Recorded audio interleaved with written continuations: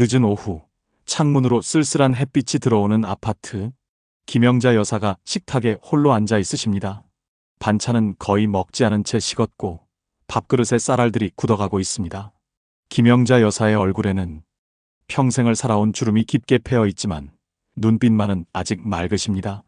다만 그 눈빛이 점점 혼란스러워지고 있을 뿐입니다. 김영자 여사가 숟가락을 집어들었다가 다시 내려놓으십니다. 손가락이 미세하게 떨리십니다. 이마를 찡그리며 중얼거리십니다. 오늘이 무슨 요일이더라. 수요일인가, 목요일인가. 잠시 생각에 잠기다 포기한 듯 한숨을 내쉬십니다. 비척비척 일어나 냉장고로 걸어가십니다. 문을 열고 반찬통들을 정리하시는 모습. 아직은 손끝이 정확하고 동작이 부드럽습니다. 김밥, 김치, 이게 뭐였더라. 그때 현관문이 열리고 며느리 수진이 들어옵니다. 30대 후반의 날카로운 인상. 시어머니의 뒷모습을 차갑게 훑어봅니다. 수진이 거실에 가방을 내려놓으며 말합니다. 어머니, 오늘 병원 다녀오셨죠? 기억도 안 나시나 봐요? 수진의 입가에 미소가 번지지만 그 미소는 얼음장처럼 차갑습니다. 눈은 전혀 웃지 않은 채 김영자 여사는 멍한 표정으로 며느리를 바라보다 기계적으로 고개를 끄덕이십니다. 종이를 준 것 같은데. 수진이 코웃음을 칩니다. 진료카드요. 잃어버리시면 곤란하니까 제가 가지고 있을게요. 수진이 시계를 확인하고는 노트북을 꺼내 검색을 시작합니다. 화면에 떠오르는 검색어. 치매 초기 증상 치매 시 부모 재산관리 증여계약서 작성법 무능력자 재산 처분. 수진의 눈빛이 날카로워집니다. 그녀의 손가락이 키보드를 빠르게 두드립니다. 며칠 뒤 아들 민호가 퇴근하고 집에 들어섭니다. 수진이 현관에서 그를 맞이하고 부엌으로 이끕니다. 김영자는 방에서 텔레비전을 보고 계십니다. 수진이 남편의 귀에 속삭입니다. 오빠, 지금이 기회야. 어머니 증상 더 심해지기 전에 재산 정리해둬야 해. 지금도 날짜도 기억 못하고 사람 이름도 가끔 헷갈려. 나중에 완전히 망가지면 법원까지 가야 돼. 오빠 이름으로 다 옮겨놓고 유양원 알아보는 게 맞아. 민호가 불편한 표정을 짓습니다. 엄마가 아직 수진이 날카롭게 말을 자릅니다. 아직이라고? 지난번엔 내가 누군지도 몰라보셨잖아. 그리고 우리도 애 키우고 살려면 이 집은 필요해. 어머니 평생 모은 돈 좀 써보시게 유양원 보내드리는 게 효도지. 이렇게 방치하는 게 효도야? 민호는 고개를 떨굽니다. 그는 누구보다 어머니의 희생을 알고 있습니다. 허리 굽혀 청소일하며 자신을 대학까지 보낸 어머니. 하지만 아내의 말에도 일리가 있었습니다. 어머니 통장과 집 한 채 모두 그녀 이름이었습니다. 다음 날 민호는 검은색 서류 봉투를 들고 어머니 방에 들어갑니다. 서류 상단에 증여계약서라는 단어가 선명합니다. 어머니, 요새 기억력이 많이 안 좋으시죠? 말을 꺼내자마자 김영자의 눈에 경계심이 스칩니다. 민호는 얼른 표정을 부드럽게 바꿉니다. 걱정 마세요. 이건 그냥 형식적인 거예요. 나중에 엄마 기억이 더 안 좋아지면 법적으로 복잡해질 수 있으니까 미리 정리해두는 거야.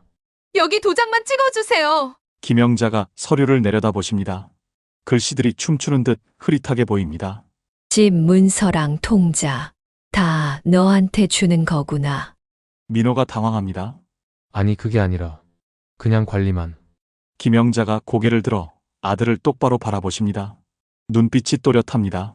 괜찮아, 엄마가 이해해. 내가 필요하다면 그렇게 하자. 떨리는 손으로 도장을 찍으시는 김영자. 평생 자식을 위해 도장 찍어온 삶이었습니다. 이번에도 다르지 않았습니다. 일주일 뒤 김영자는 우편함에서 나온 등기우편을 열어보십니다. 부동산 등기부 등본. 자신의 이름은 사라지고 아들 민호의 이름만 남아 있습니다. 그리고 또 다른 봉투에는 요양원 입소 안내문. 김영자 여사는 부엌으로 걸어가십니다. 식탁에 앉아 창밖을 바라보십니다. 불도 켜지 않고 밥도 먹지 않은 채 그녀의 눈에서 한 줄기 눈물이 흐릅니다. 현관문이 열리고 수진이 들어옵니다. 김영자 여사를 발견하고 살짝 당황합니다. 어머니, 기억나세요?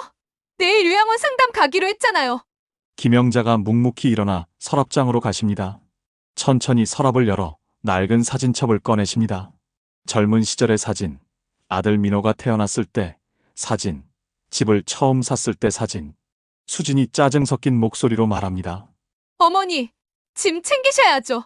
다음 주면 이사 가야 해요. 우리도 이제 이 집에서 살아야 되니까요. 김영자가 갑자기 고개를 돌려 수진을 바라보십니다. 눈빛이 날카롭고 또렷합니다.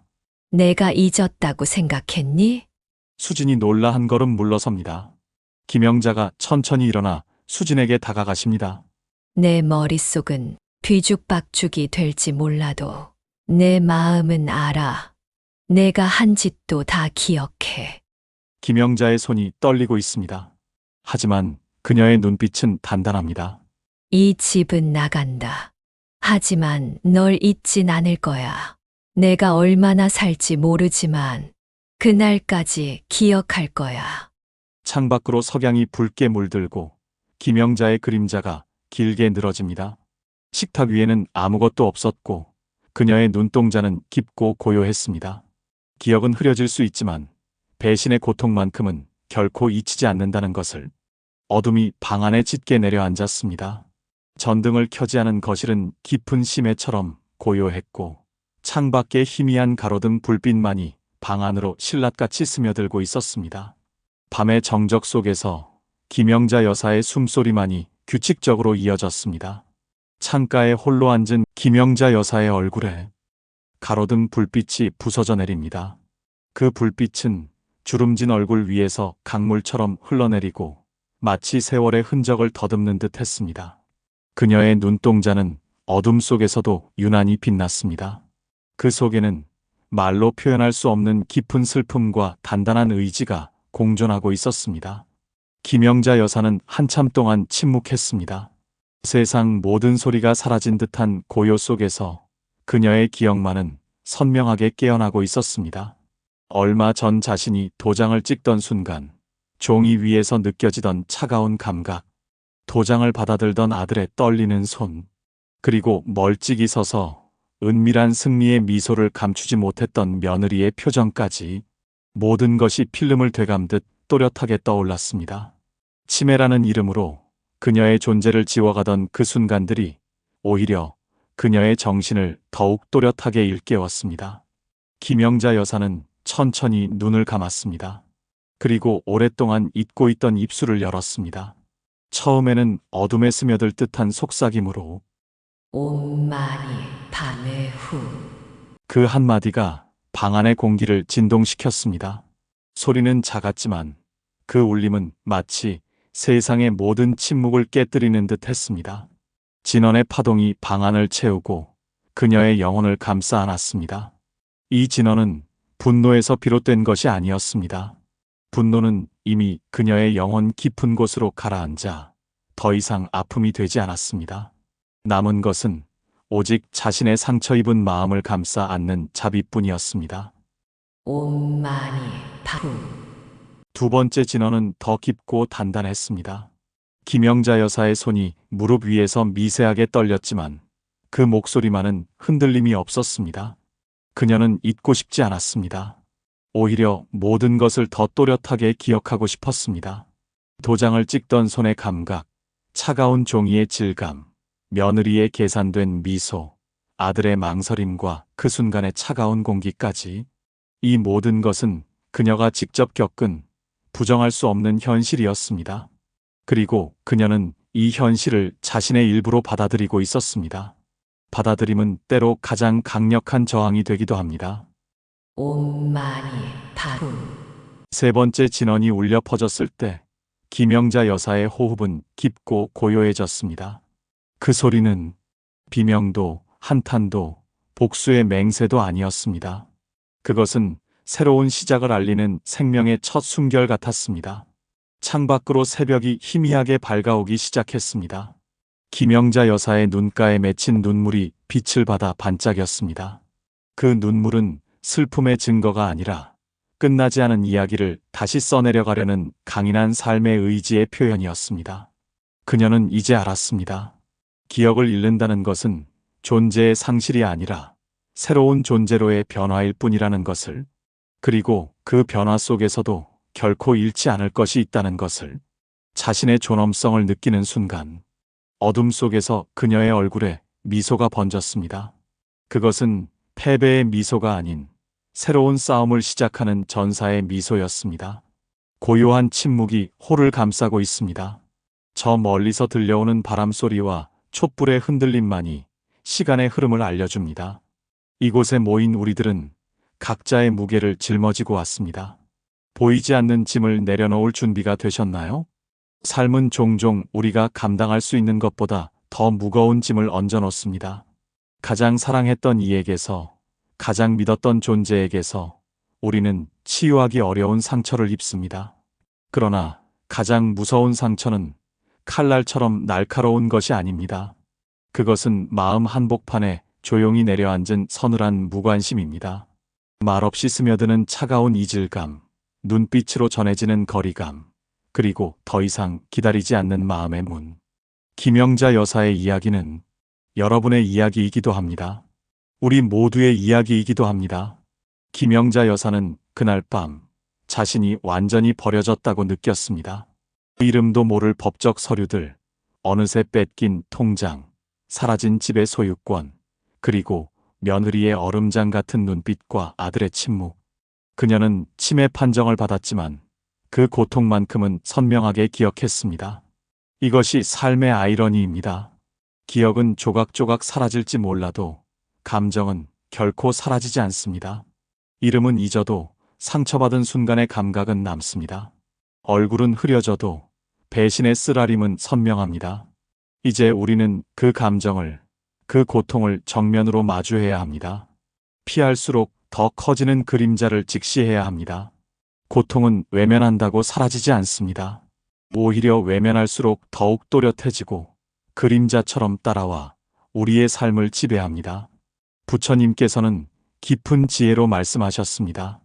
괴로움의 원인은 집착이며 집착은 알지 못함에서 비롯된다. 무엇을 붙들고 있는지를 알아차릴 때 비로소 우리는 그것에서 자유로워질 수 있습니다.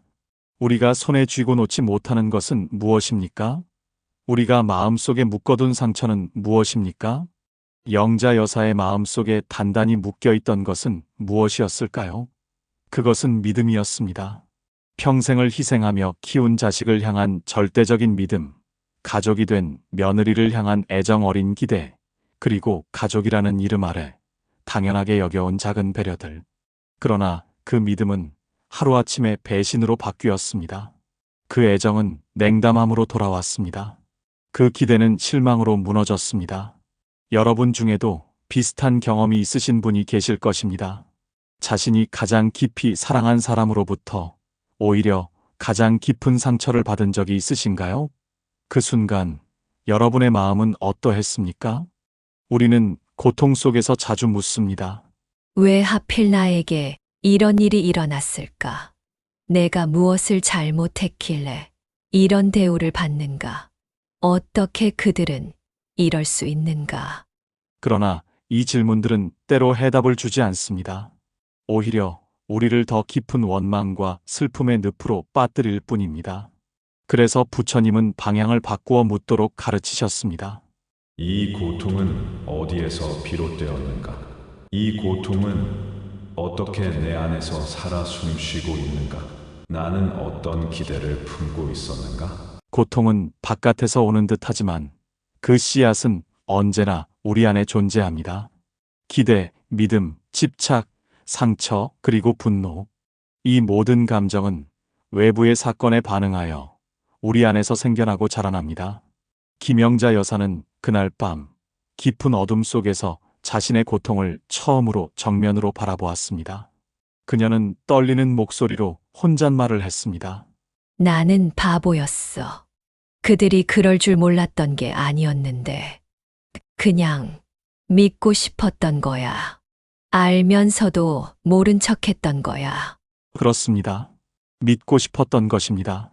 자식이 자신을 끝까지 지켜줄 거라는 믿음, 며느리가 자신을 진심으로 받아들일 거라는 믿음, 가족이란 이름으로 모든 갈등을 넘어설 수 있으리란 믿음. 그 믿음이 무너질 때 우리의 세계도 함께 무너집니다.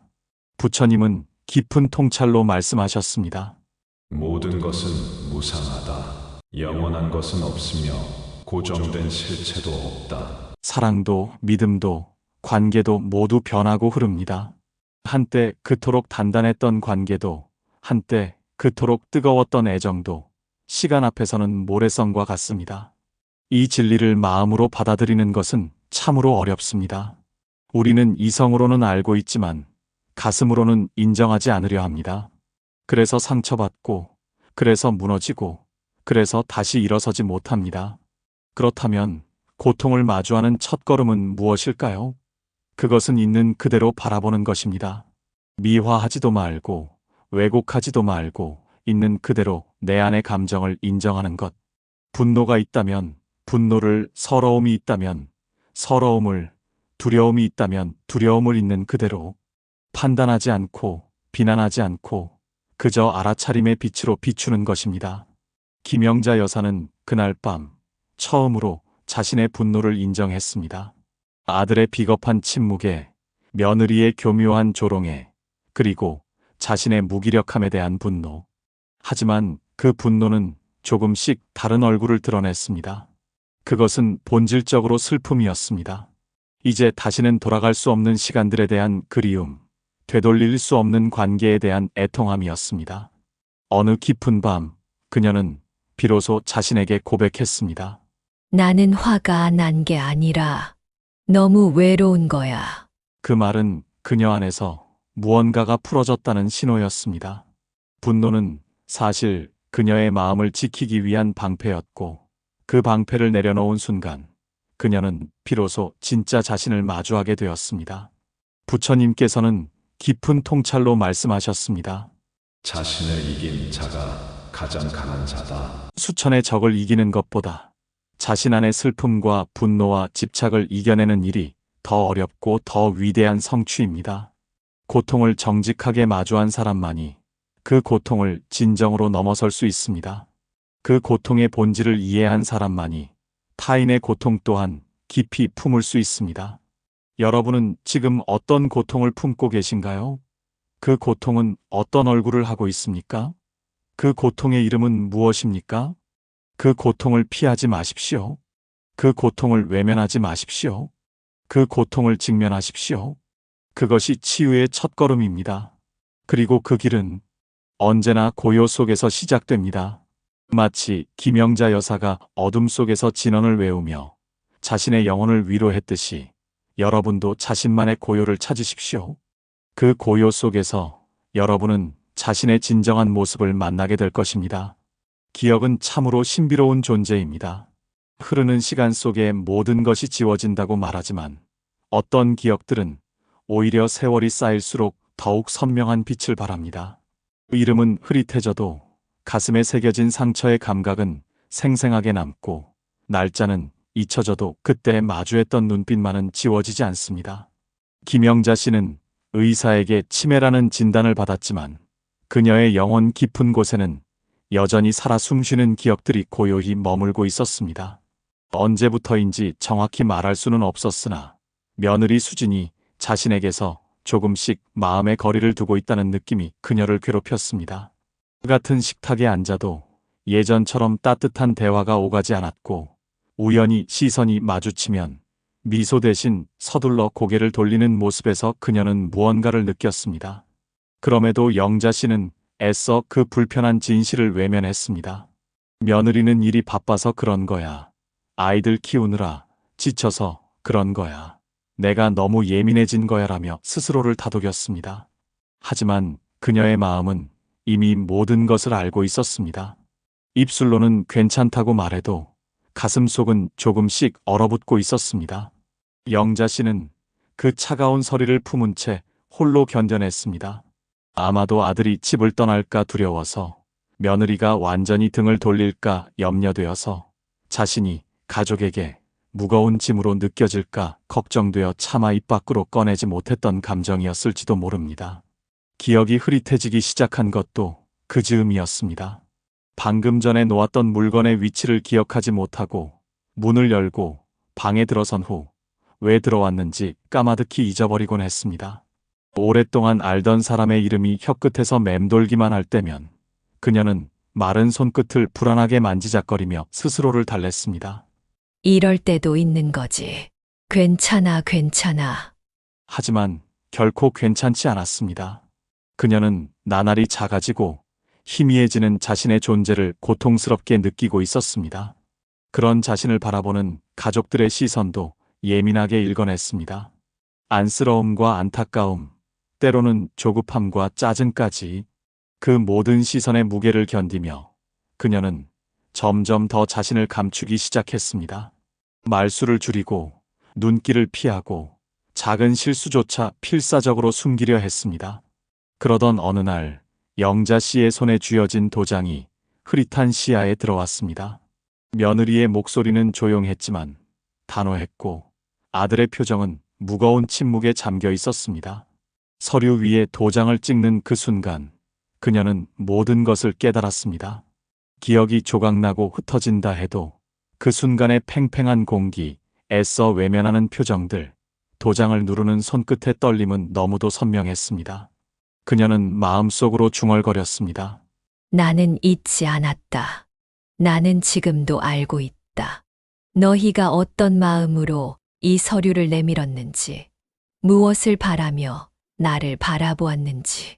기억은 종종 언어로 설명되지 않습니다. 오히려 날카로운 감정으로 몸의 본능적 기억으로 남아 우리를 찌릅니다. 김영자 씨는 그날 이후 더 이상 누구에게도 자신이 얼마나 많은 것을 기억하고 있는지 말하지 않았습니다. 대신 조용히 마음속에서 기억의 조각들을 하나하나 꺼내어 비추어 보기 시작했습니다. 며느리 수진이 처음 그들의 집에 들어왔던 날, 어색한 미소로 인사하던 그녀의 환한 얼굴을 기억해냈습니다. 첫 아이의 기저귀를 갈 때 떨리는 손으로 시어머니에게 도움을 청하던 순간도 떠올랐습니다. 명절날 함께 만두를 빚으며 손에 밀가루를 잔뜩 묻히고 아이처럼 환하게 웃던 모습도 있었습니다. 그 모든 기억들은 결코 거짓이 아니었습니다. 그 순간만큼은 분명 진심이었습니다. 그래서 더욱 가슴이 아팠습니다.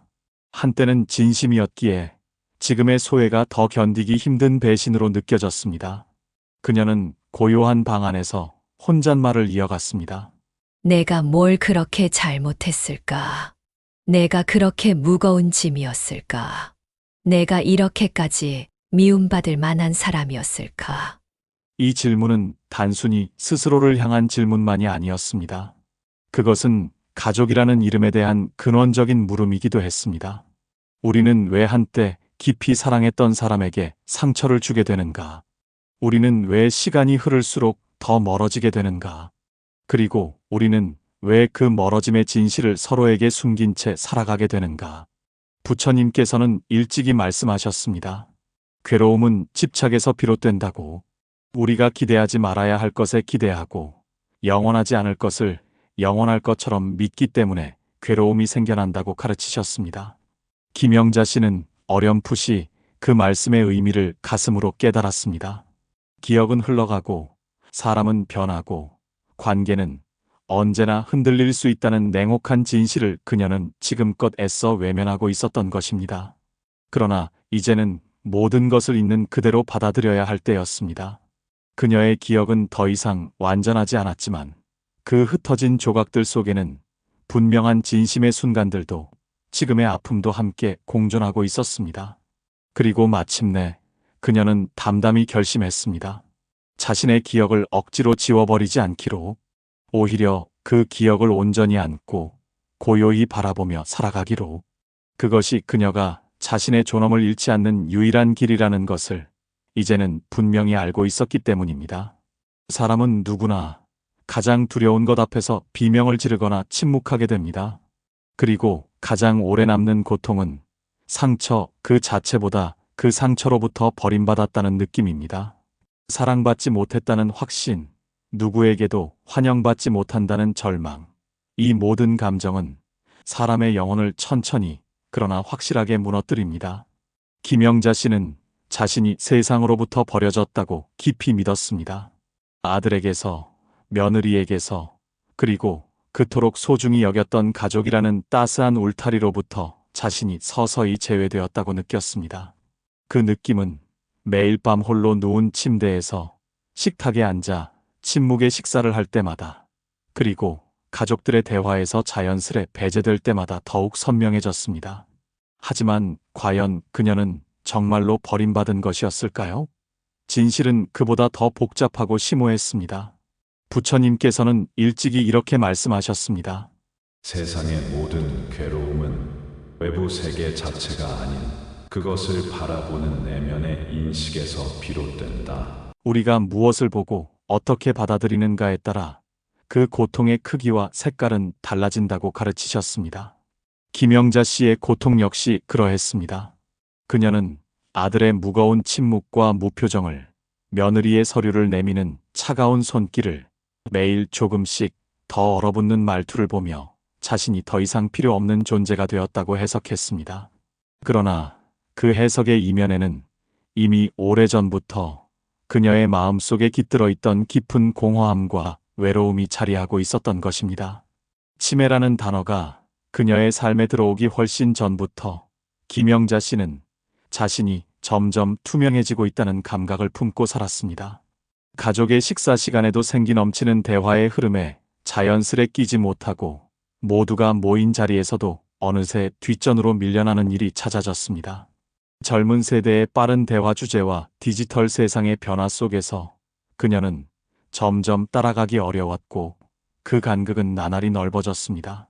그녀는 그 아픔을 한 번도 말로 꺼내지는 않았지만 그럴 때마다 스스로를 조용히 방 안으로 들여보냈고 점점 더 작고 희미한 존재가 되어갔습니다. 가족들이 그녀에게 무관심했던 것이 아니라 그녀 스스로가 자신을 세상에서 지워나가고 있었는지도 모릅니다. 우리는 때로 타인에게 버려지는 것이 아니라 스스로를 버리고 있다는 냉혹한 진실을 알지 못합니다. 존재감이 줄어든다고 느낄 때 우리는 더욱 말을 아끼고 행동을 줄이고 마음을 감추며 자신의 그림자를 더욱 어둡고 희미하게 만들기도 합니다. 침묵은 종종 상처의 울타리가 되어 우리를 더 깊은 고립으로 이끌어갑니다. 김영자 씨는 그 어둠의 밤에 홀로 이불을 덮고 생각했습니다. 내가 정말 버림받은 걸까? 아니면 내가 나 자신을 먼저 버린 것일까? 그 질문은 그녀의 마음속에서 메아리 쳤지만 대답은 쉽게 찾을 수 없었습니다. 버림받았다는 감정은 너무나 강렬하고 압도적입니다. 그 감정에 사로잡히면 우리는 스스로를 더욱 작게 여기게 되고 자신이 가치 없는 존재라고 여겨 그 상처 속에서 더 깊이 자신을 숨겨버리게 됩니다. 그것은 마치 깊은 우물 속으로 떨어지는 것과 같아서 빠져나올수록 더 깊이 가라앉는 듯한 역설적인 느낌을 줍니다. 그러나 부처님은 이렇게 말씀하셨습니다. 자신을 의지하라. 외부의 평가나 행동보다 자신의 본래 마음에 기대어야 한다고 가르치셨습니다. 다른 이들의 시선과 판단에 흔들리지 말고 내면의 등불을 스스로 밝혀야 한다고 일깨우셨습니다. 진정한 고통은 누군가의 무심한 행위에서 오는 것이 아닙니다. 그것을 어떻게 받아들이는가 하는 내 마음이 나를 찢고 무너뜨리는 것입니다. 그 깊은 진실을 깨닫는 순간 김영자 씨는 무언가를 새롭게 자각하게 됩니다. 며느리가 서류를 내밀던 그 순간 아들은 말없이 고개를 숙였고 그녀는 그들의 눈빛 속에서 분명한 망설임과 미안함을 보았습니다. 그것은 냉정함이나 무관심이 아니라 두려움과 죄책감의 그림자였습니다. 어쩌면 그들 역시 어떻게 해야 할지 몰라 방황했던 것인지도 모릅니다. 노년과 젊음 사이의 깊은 간극, 과거와 현재 사이의 넓은 강을 어떻게 건너야 할지 알지 못했던 것인지도 모릅니다. 사실 그들은 끝까지 가해자가 아니었습니다. 그들 또한 자신의 삶을 살아내며 스스로를 보호하려 했던 약한 존재들이었습니다. 그녀는 그날 도장을 찍고도 끝내 묻지 않았습니다. 왜 이런 선택을 했는지, 왜 미리 솔직하게 말하지 않았는지 한 번도 직접 묻지 않았습니다. 묻지 않았기에 정확히 알지 못했습니다. 알지 못했기에 그 틈새로 오해가 자라났습니다. 오해는 종종 침묵의 정원에서 가장 잘 자라나는 잡초와 같습니다. 아무도 손을 대지 않을수록 더욱 무성하게 자라나 결국에는 진실의 꽃들을 모두 덮어버리고 맙니다. 그리고 그 오해는 점점 자라나 스스로를 향한 비난과 깊은 절망으로 바뀌어 갔습니다. 나는 버려진 사람이다. 나는 더 이상 가치 없는 사람이다. 나는 쓸모없는 존재가 되었다라는 생각들이 하나둘 쌓이며 그녀는 마침내 자신을 정말로 그런 존재로 여기게 된 것입니다. 우리의 생각은 종종 우리가 믿는 현실을 만들어냅니다. 자신이 버림받았다고 믿으면 실제로 그렇게 행동하게 되고 그 행동은 다시 타인의 반응을 이끌어내어 처음의 믿음을 강화하는 악순환을 만들어냅니다. 부처님께서는 또 이렇게 말씀하셨습니다. 자신을 사랑하지 않는 자는 세상 누구도 진정으로 사랑할 수 없으며 누구에게도 온전히 사랑받을 수 없다. 그 말씀은 자기 연민이 아닌 자기 존중과 자기 인정의 중요성을 일깨웁니다. 김영자 씨는 그 심오한 말씀을 마음속 깊이 되새겼습니다. 자신을 사랑한다는 것은 모든 상황에서 자신을 무조건 긍정하는 것이 아닙니다. 때로는 모욕당하고 상처받고 억울함 속에 홀로 남겨진 순간에도 그 속에서 자신을 따뜻하게 지켜보는 일입니다. 스스로를 비난하거나 몰아붙이거나 혐오하지 않고 온전히 받아들이는 일입니다. 그것은 마치 폭풍우 속에서도 흔들리지 않는 등대와도 같은 존재가 되는 것입니다. 그녀는 조용히 깨달음을 얻듯 생각했습니다. 내가 나를 버리지 않으면 그 누구도 나를 완전히 버릴 수는 없다. 그 생각이 마음속에 자리 잡은 순간 조금씩 내면에 고요한 평화가 찾아왔습니다. 분노와 서운함은 여전히 존재했지만 그 감정을 더 이상 외부의 탓으로 돌리지 않았습니다. 그 분노는 나를 위한 소중한 경고였고 내 안의 상처를 알리는 신호였음을 이해했습니다. 감정은 우리를 해치는 적이 아니라 우리 내면의 풍경을 알려주는 중요한 나침반입니다. 그녀는 이내 조용히 진언을 되뇌기 시작했습니다. 온만이 판매훔. 그 소리는 이제 외부를 향한 저주가 아니라 내면을 위한 깊은 위로가 되었습니다. 그 소리는 그 누구도 내 마음의 빛을 완전히 지울 수 없다는 조용하지만 단호한 선언이었습니다. 날숨과 들숨 사이에서 그녀는 자신의 존재 자체가 하나의 비침을 느꼈습니다. 비록 세상의 눈에는 희미할지라도 그 빛은 여전히 자신만의 온기와 색채를 지니고 있었습니다. 자신이 버림받았다고 느끼는 모든 이에게 이 말씀을 전하고 싶습니다. 당신은 진정으로 버려진 것이 아닙니다. 당신은 단지 스스로를 단단히 붙잡지 못했던 순간에 그 고통스러운 감정을 고스란히 받아들였을 뿐입니다. 그러니 지금 다시 자신을 부드럽게 껴안으십시오. 비난하지 말고 다그치지 말고 그저 그 아픈 마음을 따뜻하게 바라봐 주십시오. 때로는 자신을 위한 자비가 타인을 향한 자비보다 더 어려울 수 있습니다. 하지만 그것이 모든 치유의 시작입니다. 진정한 평화와 고요는 자신을 바라보는 그 시선에서 시작됩니다. 그 시선이 따뜻하고 자비로울수록 세상도 점점 당신에게 따뜻해질 것입니다. 버림받음의 허상에서 벗어나 자신을 다시 찾는 여정은 쉽지 않지만 그 여정 자체가 이미 가치 있는 깨달음의 길입니다.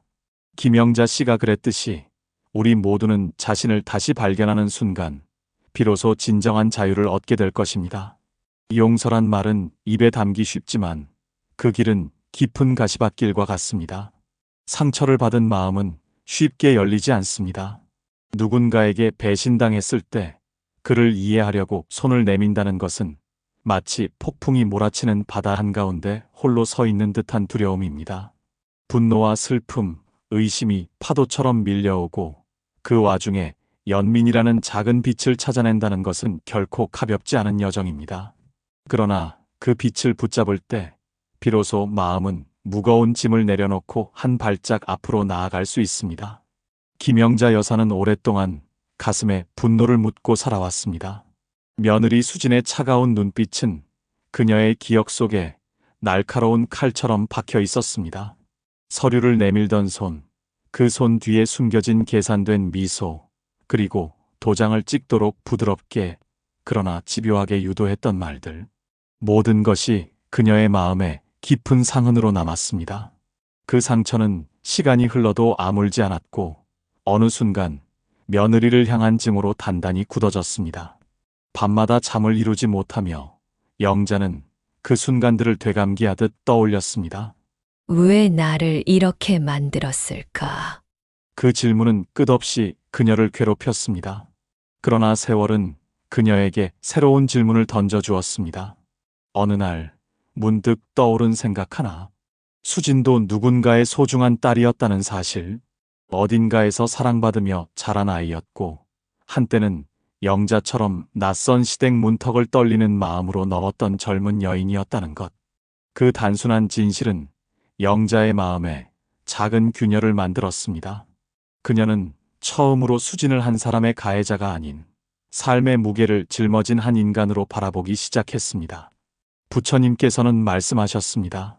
모든 것은 연기법에 따라 생기고 사라진다. 세상 만물은 서로 얽히며 조건 속에서 존재한다. 이 진리는 단순히 인과를 설명하는데 그치지 않습니다. 모든 감정, 모든 관계, 모든 삶의 선택은 서로에게 영향을 주며 빚어진 결과라는 뜻입니다. 수진의 냉정함과 조급함, 그리고 그녀의 욕심도 마찬가지였습니다. 어쩌면 그것은 그녀가 살아온 굴곡진 세월에서 비롯된 것일지도 모릅니다. 영자는 천천히 수진의 삶을 상상해 보았습니다. 시댁의 무거운 분위기 속에서 늘 긴장하며 눈치를 봤을 그녀, 아이를 키우며 홀로 외로움을 삼켰을 순간들, 경제적 불안과 세상의 기대 속에서 점점 더 단단해지고 날카로워졌을 마음, 그리고 남편 민호마저 그녀의 든든한 버팀목이 되어주지 못했을 때 수진은 스스로를 지키기 위해 극단적인 선택을 했을지도 모릅니다. 이해한다고 해서 그녀의 잘못이 덮이는 것은 아닙니다. 수진의 행동은 영자에게 씻을 수 없는 상처를 남겼고 그로 인한 고통은 여전히 생생합니다. 그러나 이해는 심판과 다릅니다. 심판은 상대를 단죄하며 문을 닫지만 이해는 그 문을 열고 한 걸음 내딛는 첫 시작입니다. 영자는 어느 날 수진이 처음 이 집에 들어왔던 순간을 떠올렸습니다. 아직 어색하고 서툴렀던 젊은 며느리, 문 앞에 서서 긴장한 얼굴로 고개를 숙이며 인사하던 모습. 그때 수진은 모든 것이 낯설었을 것입니다. 새로운 가족, 낯선 규칙, 그리고 끊임없이 자신을 증명해야 했던 시간들. 그녀는 매 순간 보이지 않는 시험대 위에 서 있었습니다. 그리고 영자는 깨달았습니다. 자신도 그 시험을 만든 한 사람이었다는 것을. 입으로는 가족처럼 지내자고 말했지만 마음 한구석에서는 며느리를 평가하고 비교했던 순간들이 있었습니다. 완벽한 며느리를 기대하며 때로는 그녀의 작은 실수에도 눈을 흘겼던 날들. 영자는 수진에게 온전한 마음을 열지 못했고 그 거리감은 점점 더 단단한 벽이 되어 둘 사이를 갈라놓았습니다. 서로에게 손을 내밀지 않은 시간들은 결국 서로를 더 멀리 밀어냈습니다. 부처님께서는 이렇게 말씀하셨습니다. 관계는 한쪽의 노력만으로 완성되지 않는다. 서로가 한 발짝씩 가가가야 뒤로서 이어진다. 한쪽이 멈추면 다른 쪽도 멈추고 만다. 영자는 자신이 먼저 다가가지 않았던 순간들을 떠올리며 가슴이 저릿해졌습니다. 그녀는 수진에게 따뜻한 말 한마디를 건네는 대신 침묵으로 대답했던 날들을 후회했습니다. 어쩌면 그 침묵이 수진의 마음에 더 큰 상처를 남겼을지도 모릅니다. 영자는 스스로를 돌아보기 시작했습니다. 부처님께서 말씀하신 대로 남을 이해하려면 먼저 자신의 마음을 들여다봐야 했습니다. 그녀는 자신이 품었던 기대와 편견, 그리고 두려움을 하나씩 마주했습니다. 수진이 냉정해진 데에는 세상의 무게만이 아니라 그녀 자신도 일조했다는 사실을 받아들였습니다. 그 진실은 쓰라렸지만 동시에 그녀를 자유롭게 했습니다. 수진을 단지 잘못한 사람으로 규정하며 미워하는 대신 그녀를 삶의 무게에 짓눌린 한 사람으로 바라보는 순간 영자의 마음은 조금씩 가벼워졌습니다. 수진은 더 이상 영자에게 단순한 가해자가 아니었습니다. 그녀는 사랑받고 싶었지만 그 방법을 몰랐던 사람, 두려움 속에서 잘못된 선택을 한 연약한 존재였습니다. 영자는 수진이 홀로 밤을 지새우며 울었을지도 모른다고 생각했습니다. 그 상상은 그녀의 가슴을 아프게 했지만 동시에 따뜻한 연민을 불러일으켰습니다. 그 연민은 점차 조용한 자비로 번져갔습니다. 미워하는 마음은 그녀를 더 무겁게 만들 뿐이었고 그 짐을 내려놓는 것이야말로 자신을 위한 선택임을 깨달았습니다. 부처님께서는 말씀하셨습니다. 자비는 남을 위한 것이 아니라 나를 위한 것이다. 미움은 뜨거운 숯을 손에 쥐고 상대에게 던지려는 것과 같다. 결국 가장 큰 상처를 입는 것은 자신이다. 영자는 어느 날 창가에 서서 혼잣말을 했습니다. 수진이도 힘들었을 거야. 어쩌면 나처럼 울고 싶었을 거야. 그 말은 그녀의 입에서 나온 순간 단단했던 마음의 벽을 부드럽게 무너뜨렸습니다. 그녀의 어깨는 한결 가벼워졌고 얼굴에는 잔잔한 평온이 깃들었습니다. 영자는 아직 수진을 완전히 용서하지 못했습니다. 상처는 깊었고 치유에는 시간이 필요했습니다. 하지만 그녀는 이해하려는 마음을 품기 시작했습니다. 그 마음은 그녀를 더 단단하고 따뜻한 사람으로 만들어갔습니다. 그녀는 수진을 떠올릴 때 더 이상 분노만 느끼지 않았습니다. 그 대신 그리움과 안타까움이 섞인 눈빛으로 그녀를 기억했습니다. 그리고 그 눈빛은 진정한 용서로 가는 길의 시작이었습니다. 어느 밤 영자는 작은 촛불을 켭니다. 그 불빛은 작지만 흔들리지 않습니다.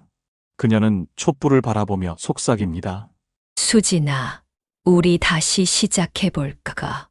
그 목소리는 작았지만 깊은 울림을 품고 있었습니다. 그녀는 알았습니다. 용서는 완성이 아니라 과정이라는 것을. 그리고 그 과정 속에서 그녀는 자신을 되찾고 있었습니다. 촛불은 천천히 타오르며 방 안을 따뜻하게 채웠습니다. 영자의 마음처럼 그 빛은 작았지만 결코 꺼지지 않을 것이었습니다. 고요는 갑작스럽게 찾아오는 선물이 아닙니다. 그것은 소란과 고통, 혼란의 폭풍 속에서 치열하게 싸우고 울고 길을 잃은 뒤에야 비로소 내려앉는 부드러운 안개와 같습니다. 고요는 외부의 평온함에서 태어나는 것이 아니라 마음 깊은 곳에서 감정의 먼지가 천천히 가라앉는 여정입니다. 그 과정은 고통스럽고 느리지만 그 끝에는 자신을 새롭게 마주하는 순간이 기다리고 있습니다. 김영자 여사는 아직도 그 밤을 생생히 기억합니다. 처음으로 진언을 입에 올렸던 떨리는 목소리로 자신을 붙잡았던 그 순간을. 온만이 반매훔. 그 말은 단순한 소리가 아니었습니다. 그것은 그녀의 가슴을 짓누르던 분노와 슬픔, 배신의 무게에서 벗어나려는 절박한 외침이었습니다. 그 밤 그녀의 눈에서는 눈물이 멈추지 않았고 마음은 여전히 상처로 요동쳤습니다. 고요란 그녀와 가장 먼 곳에 있는 단어처럼 느껴졌습니다. 하지만 그 진언 속에 그녀도 모르는 사이 고요의 씨앗이 심어졌습니다. 온만이 반매훔. 그 소리는 그녀의 고통을 단번에 지워주지 않았습니다. 처음에는 아무 의미 없는 반복처럼 느껴졌습니다. 진언을 읊으며 그녀는 스스로에게 물었습니다. 이게 무슨 소용이 있을까? 상처는 여전히 날카롭고 며느리 수진의 차가운 미소와 아들 민호의 침묵은 여전히 그녀를 괴롭혔습니다. 하지만 그녀는 멈추지 않았습니다. 다른 무엇도 할 수 없었기에 그저 입술을 움직이고 숨을 내뱉으며 진언을 이어갔습니다. 그것은 그녀가 자신에게 줄 수 있는 유일한 위로였습니다. 하루가 지나고 이틀이 지나고 일주일이 흘렀습니다. 어느 날 아침 그녀는 문득 자신이 진언을 중얼거리고 있음을 깨달았습니다. 온만이 반매훔. 그 소리는 더 이상 억지로 뱉어낸 말이 아니었습니다. 자연스럽게 물 흐르듯 그녀의 입에서 흘러나왔습니다. 그것은 습관이 아니라 마음 깊은 곳에서 우러난 울림이었습니다. 그녀는 숟가락을 멈추고 그 순간을 곱씹었습니다. 무언가가 달라지고 있음을 아주 미세하지만 분명히 느꼈습니다. 그 순간 영자는 깨달았습니다.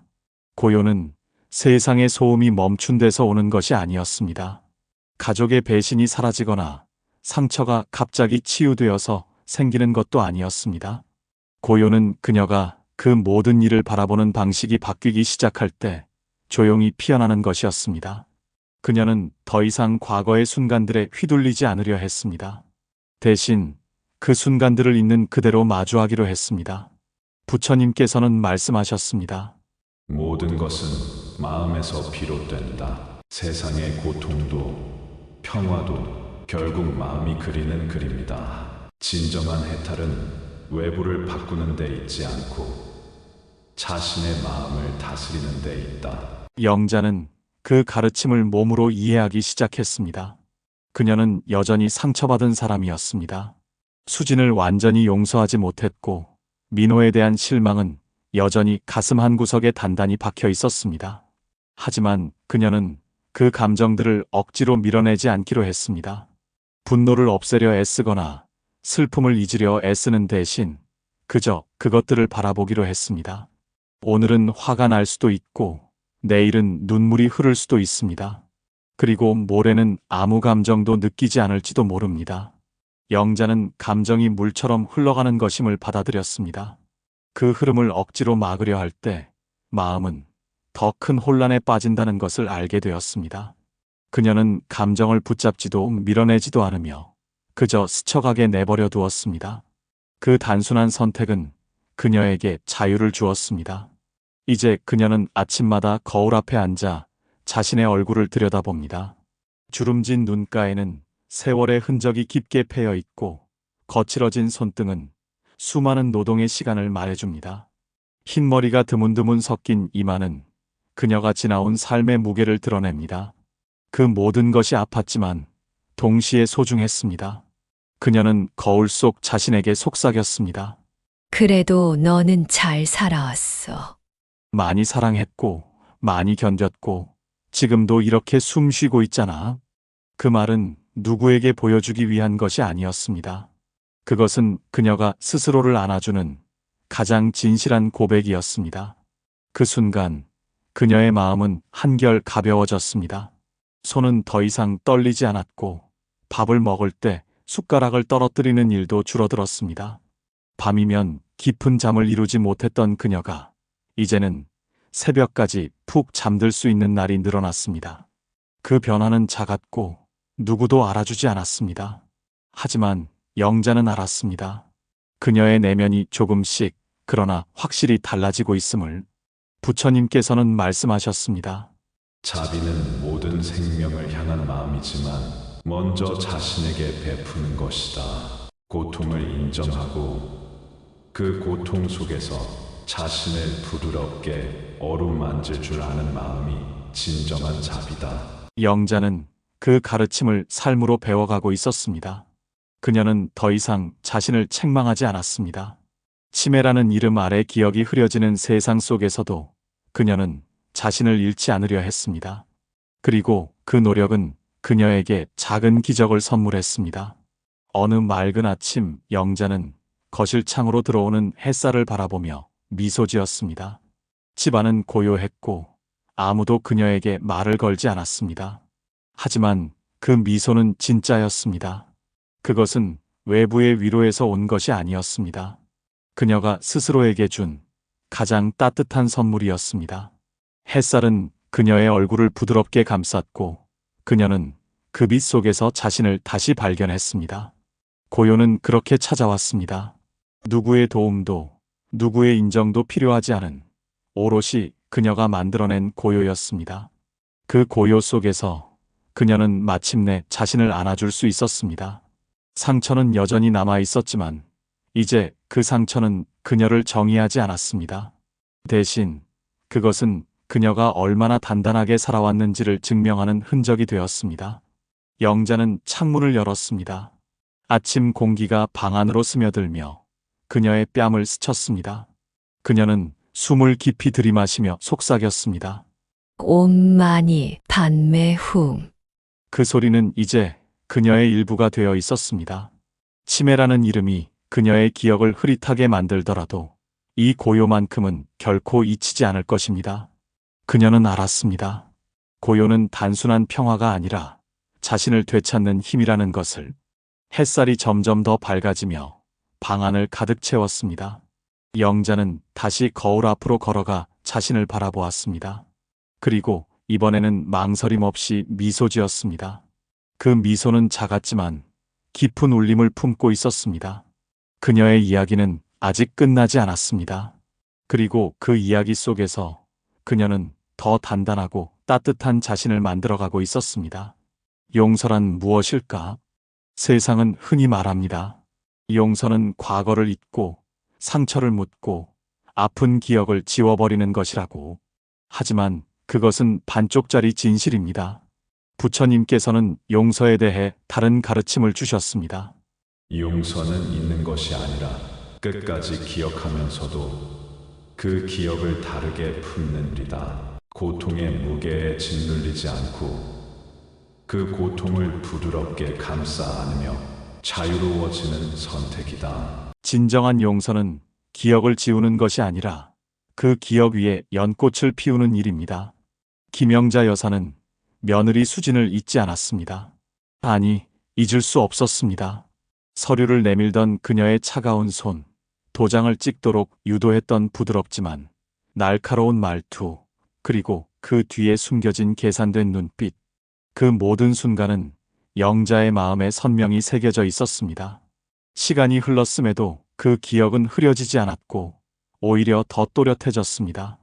매일 밤 잠을 이루지 못할 때면 그 장면들이 그녀의 머릿속에서 되감기처럼 반복되었습니다. 하지만 이제 그녀는 그 기억을 다르게 바라보기 시작했습니다. 예전에는 그 기억이 고통의 상징이었습니다. 분노를 키우고 배신의 칼날을 더 날카롭게 만드는 불쏘시개였습니다. 그러나 이제 그녀는 그 순간들을 삶의 한 단면으로 받아들이기 시작했습니다. 그것은 인간의 약함이 드러난 장면이었고 두려움과 욕심이 얽힌 복잡한 마음의 결과였습니다. 수진의 행동은 여전히 잘못이었지만 영자는 그 잘못을 단순한 악으로 규정하지 않으려 했습니다. 대신 그녀는 그 뒤에 숨겨진 연약한 인간을 보았습니다. 그리고 그 시선의 변화는 그녀의 마음에 작은 균열을 만들었습니다. 부처님께서는 말씀하셨습니다. 과거의 고통을 붙잡고 놓지 않으면 그 고통은 현재를 집어삼키고 미래마저 어둠 속에 가둔다. 놓아준다는 것은 망각이 아니라 자유를 위한 선택이다. 영자는 그 가르침을 가슴 깊이 새겼습니다. 그녀는 수진을 놓아주려 했습니다. 하지만 그 놓아줌은 기억을 지우는 것이 아니었습니다. 오히려 기억을 정면으로 마주하고 그 위에 새로운 감정을 더시피는 일이었습니다. 그녀는 수진을 미워하지 않기로 결심했습니다. 그 결심은 처음에는 어색하고 심지어 위선처럼 느껴졌습니다. 정말로 진심일까? 스스로를 속이는 것은 아닐까? 그녀는 끊임없이 자신에게 물었습니다. 그러나 시간이 흐르며 그 어색한 마음은 점차 그녀를 부드럽게 감싸기 시작했습니다. 상처는 여전히 남아 있었지만 그 상처를 바라보는 그녀의 눈빛은 달라졌습니다. 분노 대신 연민이, 원망 대신 이해가 조용히 자리 잡았습니다. 어느 날 영자는 거실 책장 위에 놓인 작은 가족 사진을 발견했습니다. 빛바랜 사진 속에서 수진은 어색한 미소를 짓고 있었습니다.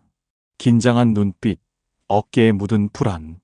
영자는 그 사진을 한참 동안 바라보았습니다. 그리고 나지막이 중얼거렸습니다. 그래, 너도 힘들었겠지. 무섭고 외로웠을 거야. 그래서 그렇게 했겠지. 그 말은 기도처럼 들렸습니다. 누군가를 용서하려는 간절한 기도이자 자신의 고통을 끌어안는 고백이었습니다. 그녀는 여전히 수진의 행동을 용납하지 않았습니다. 법적으로, 도덕적으로, 인간적으로 그 행위는 정당화될 수 없었습니다. 하지만 그녀는 수진이라는 사람 자체를 증오하지 않기로 했습니다. 그 선택은 그녀에게 새로운 자유를 선물했습니다. 미움은 독과 같아서 오래 품을수록 자신을 더 깊이 상처 입힙니다. 그 독이 세상을 왜곡하고 마음의 고요를 앗아간다는 것을 그녀는 깨달았습니다. 부처님께서는 말씀하셨습니다.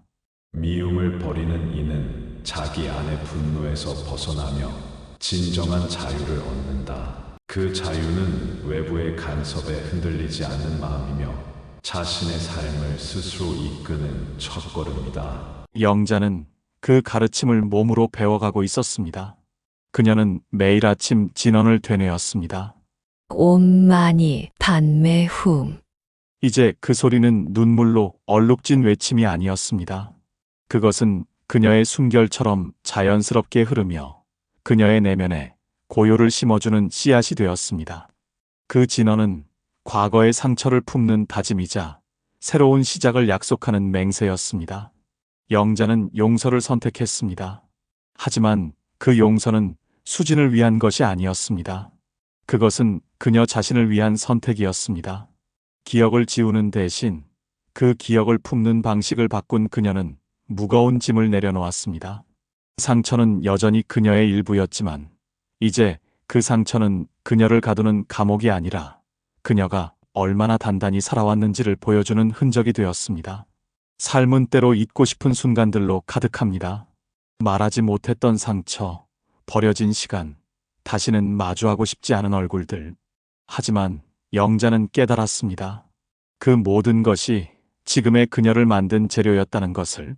배신의 아픔이 있었기에 그녀는 연민을 배웠고 고통의 나날이 있었기에 고요의 소중함을 알게 되었습니다. 그 기억들은 그녀가 누구인지 그리고 앞으로 누구로 살아갈지를 알려주는 나침반이었습니다. 어느 맑은 오후, 영자는 창가에 앉아 차 한 잔을 마셨습니다. 따뜻한 찻잔이 그녀의 손을 감싸며 부드러운 온기를 전했습니다. 그녀는 창밖으로 보이는 나무들을 바라보며 혼잣말을 했습니다. 나는 용서했다. 왜냐하면 나는 그 기억을 영원히 안고 살아가야 하기 때문이다. 그 말은 단순한 선언이 아니었습니다. 그것은 그녀의 내면의 부처님을 모시는 것과 같았습니다. 상처를 지우지 않고 그 위에 자비의 꽃을 피우는 일. 그것이야말로 진정한 용서였습니다. 햇살이 창문을 통해 방 안을 가득 채웠습니다. 영자는 찻잔을 내려놓고 천천히 일어났습니다. 그녀의 발걸음은 가볍지는 않았지만 단단했습니다. 그녀는 알았습니다. 용서는 완성된 답이 아니라 끝없는 여정이라는 것을. 그리고 그 여정 속에서 그녀는 점점 더 자신에게로 돌아오고 있었습니다. 옴마니 padme hum. 그녀의 입에서 흘러나온 진언은 바람에 실려 멀리 퍼져나갔습니다. 그 소리는 그녀의 과거와 현재, 그리고 미래를 하나로 잇는 달이었습니다. 영자는 문을 열고 밖으로 나섰습니다. 세상은 여전히 복잡하고 때로는 차갑게 느껴졌지만 그녀의 마음은 더 이상 그 세상에 휘둘리지 않았습니다. 그녀는 자신의 이야기를 쓰기 시작했습니다. 상처로 시작된 그 이야기는 이제 자비와 고요로 새롭게 채워지고 있었습니다. 그리고 그 이야기의 끝은 그녀가 어떤 선택을 하느냐에 달려 있었습니다. 그녀는 미소 지으며 한 발짝 내디뎠습니다. 그 발걸음은 작았지만 결코 멈추지 않을 것이었습니다. 가족이란 무엇일까? 피를 나눈 인연일까? 한 지붕 아래 밥을 나누는 동행일까? 아니면 함께 쌓아온 시간의 무게일까? 가족이라는 이름은 어떤 단어로도 온전히 담아낼 수 없는 깊고 복잡한 울림을 지닙니다. 가족은 때로 가장 따뜻한 사랑의 품이 되지만 때로는 가장 날카로운 상처를 남기는 칼이 됩니다. 가족이기 때문에 우리는 더 쉽게 기대하고 더 깊이 실망하며 더 오래 원망을 품습니다. 그럼에도 가족은 어쩌면 그 모든 상처와 사랑이 얽힌 자리에서만 가능한 새로운 시작을 약속하는 이름인지도 모릅니다. 김영자 여사는 오랫동안 믿었습니다. 아들 민호와 며느리 수진을 다시는 가족으로 받아들일 수 없으리라고. 그들의 배신은 너무나 선명했고 그로 인해 생긴 상처는 너무 깊었습니다. 서류 위에 찍힌 도장, 차가운 말들, 그리고 그 뒤에 숨은 계산된 침묵. 그 모든 순간은 그녀의 마음에 지울 수 없는 흉터로 남았습니다. 가족이라는 이름은 그녀에게 더 이상 따뜻한 울타리가 아니라 깨진 유리 조각처럼 손을 뻗을 때마다 아픔을 주는 존재가 되었습니다. 그러나 고요한 시간을 지나며 진언을 되뇌고 자비를 곱씹던 어느 날 영자는 스스로에게 질문을 던졌습니다. 나는 정말로 그들을 내 마음에서 지웠을까? 가족이라는 끈을 완전히 끊어버린 것일까? 그 물음은 단순하지 않았습니다. 잊었다고 믿었던 감정들이 조용히 되살아나 그녀의 가슴을 두드렸습니다. 분노와 원망 속에 묻혀있던 작지만 따뜻한 기억들이 다시 숨쉬기 시작했습니다. 그 기억들은 그녀에게 새로운 가능성을 속삭였습니다. 부처님께서는 말씀하셨습니다. 진정한 관계는 이해에서 시작된다. 이해는 서로의 다름을 끌어안는 마음에서 비롯된다. 가족이란 항상 같은 곳을 바라보는 사람들이 아니라 서로 다른 길을 걷더라도 그 다름을 품고 함께 걸어가는 이들이다. 영자는 그 가르침을 마음에 새기며 민호의 얼굴을 떠올렸습니다. 어린 시절 그녀의 손을 꼭 잡고 골목길을 뛰어다니던 아이. 감기에 걸리면 뜨거운 이마를 그녀의 품에 기대며 잠들던 아이. 시험지를 들고 눈물과 웃음이 뒤섞인 얼굴로 달려오던 아이. 그 순간들은 거짓이 아니었습니다. 그 사랑은 결코 사라지지 않았습니다. 민호는 이제 어른이 되었지만 어쩌면 그는 여전히 그 사랑을 어떻게 표현해야 할지 몰라 헤매고 있는지도 모릅니다. 그의 침묵과 잘못된 선택 뒤에는 가족을 지키려던 서툰 마음이 숨어 있었을지도 모릅니다. 영자는 문득 깨달았습니다. 민호도 그녀처럼 두려움과 불안 속에서 길을 잃은 사람일 수 있다는 것을. 그리고 그 깨달음은 그녀의 마음에 작은 문을 열어주었습니다. 수진 역시 마찬가지였습니다. 영자는 기억했습니다. 수진이 처음 이 집 문턱을 넘던 날 어색한 미소로 고개를 숙이던 그녀의 모습을, 긴장한 손끝, 낯선 가족 앞에서 자신을 증명하려 애쓰던 젊은 여인의 눈빛. 그때의 수진은 지금의 차가운 모습과는 달랐습니다. 그녀는 가족이 되기 위해 노력했고 때로는 서툴게나마 마음을 열어보려 했었습니다.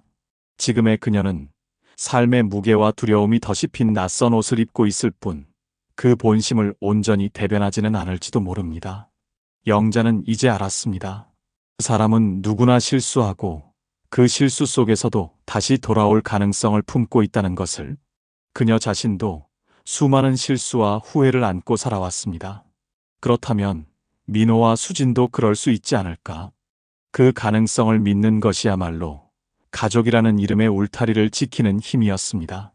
완벽한 화해를 약속할 수는 없었지만 그녀의 마음에는 그들이 돌아왔을 때 손을 내밀 수 있는 작은 여지가 생겨났습니다. 그 여지는 고요에서 피어났습니다.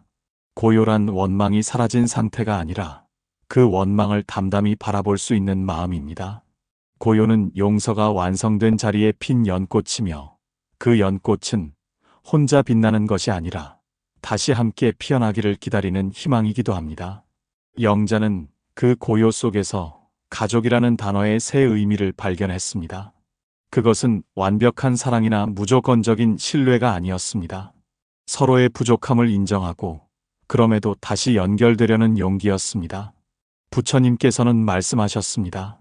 희망은 과거를 지우는 것이 아니라 과거를 넘어 미래를 향하는 마음이다. 그 마음이 있다면 가장 깊은 상처 속에서도 사랑은 다시 이어질 수 있다. 영자는 그 가르침을 가슴에 품고 작은 결심을 했습니다. 그녀는 어느 날 저녁 낡은 상자에서 빛바랜 사진 한 장을 꺼냈습니다. 민호가 어린 시절 그녀의 품에 안겨 환히 웃고 있는 사진이었습니다. 그녀는 그 사진을 조심스레 어루만지며 편지를 쓰기 시작했습니다.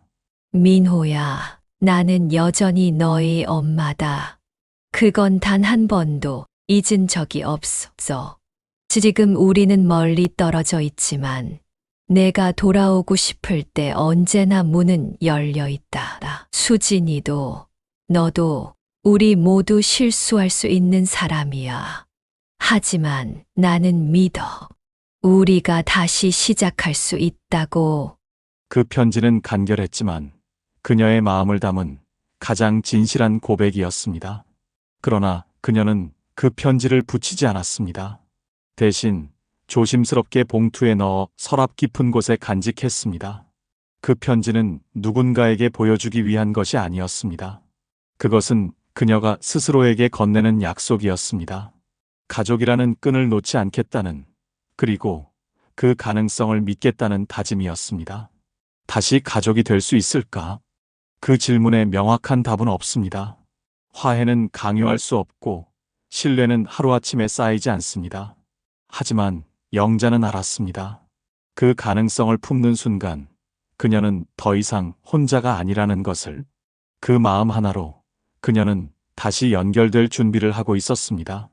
가족이란 끊어졌다고 믿는 순간에도 마음 깊은 곳에 가느다란 실로 이어져 있는 존재입니다. 그 실을 다시 당기고 엮어가는 일은 용기와 고요가 필요한 여정입니다. 어느 고요한 밤, 영자는 창가에 앉아 진언을 되뇌었습니다. 온만이 단매훔. 그 소리는 단순한 주문이 아니었습니다. 그것은 그녀의 상처와 희망, 그리고 가족이라는 이름에 바치는 기도였습니다. 진언은 방안을 부드럽게 채우며 그녀의 마음에 잔잔한 물결을 일으켰습니다. 그녀는 미소 지었습니다. 그 미소는 작았지만 깊은 확신을 품고 있었습니다. 우리는 모두 그 문 앞에 서 있는 사람들입니다. 가족이라는 이름 앞에서 상처받고 망설이고 때로는 돌아서지만 다시 손을 내밀 용기를 찾는 사람들입니다. 영자는 그 문을 열 준비를 하고 있었습니다. 민호와 수진이 그 문을 두드릴지는 알 수 없습니다. 하지만 그녀는 기다릴 것입니다. 고요한 마음으로, 그리고 단단한 믿음으로. 그 기다림은 그녀가 가족에게, 그리고 자신에게 주는 가장 큰 선물이었습니다. 창밖으로 달빛이 스며들며 방안을 은은히 비추었습니다. 영자는 천천히 눈을 감았습니다. 온만이 단매훔. 그 진언은 그녀의 숨결과 하나 되어 어둠 속에서 길을 밝히는 작은 등불이 되었습니다. 그리고 그 등불은 언젠가 다시 가족이 될 수 있는 길을 비추고 있었습니다. 사람은 누구나 실수합니다.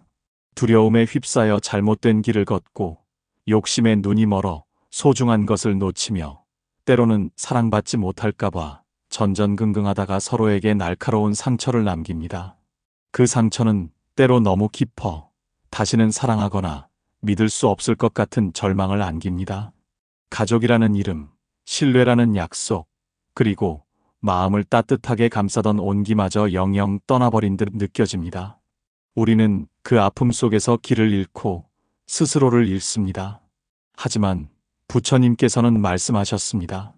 모든 고통은 마음에서 비롯되며 그 마음을 새롭게 바라보는 순간 고통은 더 이상 우리를 올가매지 못한다. 고통은 우리를 정의하는 전부가 아니며 그 위에 새로운 빛을 비출 수 있는 힘은 언제나 우리 안에 있다고 하셨습니다. 고요는 외부의 평화가 아니라 내면의 폭풍을 잠재우고 스스로를 다시 껴안는 용기입니다. 김영자 여사는 치매라는 어두운 안개 속에서도 그 고요를 찾아냈습니다. 기억이 흐릿해지고 세상이 낯설어지는 순간에도 그녀는 포기하지 않았습니다. 배신과 상실로 얼룩진 자리에서 그녀는 자비를 선택했습니다. 증오의 불길을 껴안아 연민으로 바꾸고 고통의 무게를 내려놓아 자유를 얻었습니다. 그녀의 여정은 단순한 치유가 아니었습니다. 그것은 자신을 되찾고 삶을 다시 쓰는 용기였습니다. 용서는 있는 것이 아닙니다.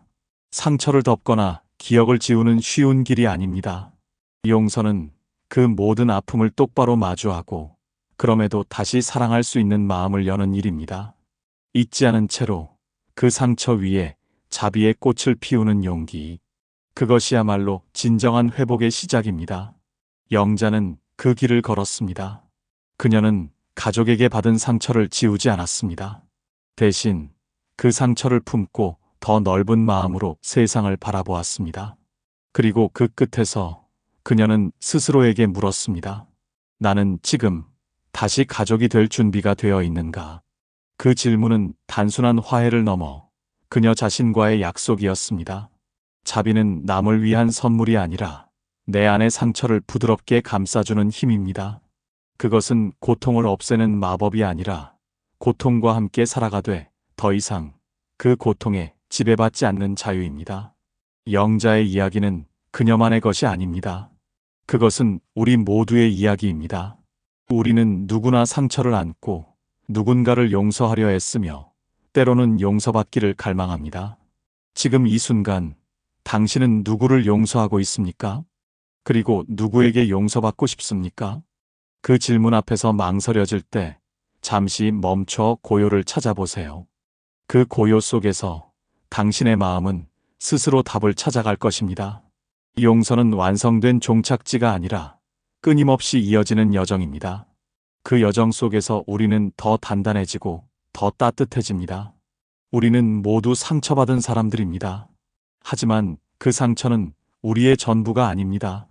그 위에 새로운 이야기를 써내려갈 힘은 언제나 우리 안에 있습니다. 김영자 여사가 그랬듯 고요를 품고 한 발짝 내딛는다면 언젠가 다시 가족이 될 수 있는 길이 열릴지도 모릅니다. 아니, 어쩌면 그보다 더 큰 선물을 발견할지도 모릅니다. 바로 자신을 온전히 사랑하는 마음을. 여러분이라면 이 순간 어떤 선택을 하시겠습니까? 상처와 마주했을 때 어떤 고요를 찾아내고 싶으신가요? 당신의 마음에서 우러난 한마디를 댓글로 남겨주세요. 그 한마디는 누군가의 상처 위에 피어나는 연꽃이 될 수 있습니다. 당신의 이야기가 또 다른 이에게 빛이 되기를, 그리고 그 빛이 다시 당신에게로 돌아오기를 바랍니다.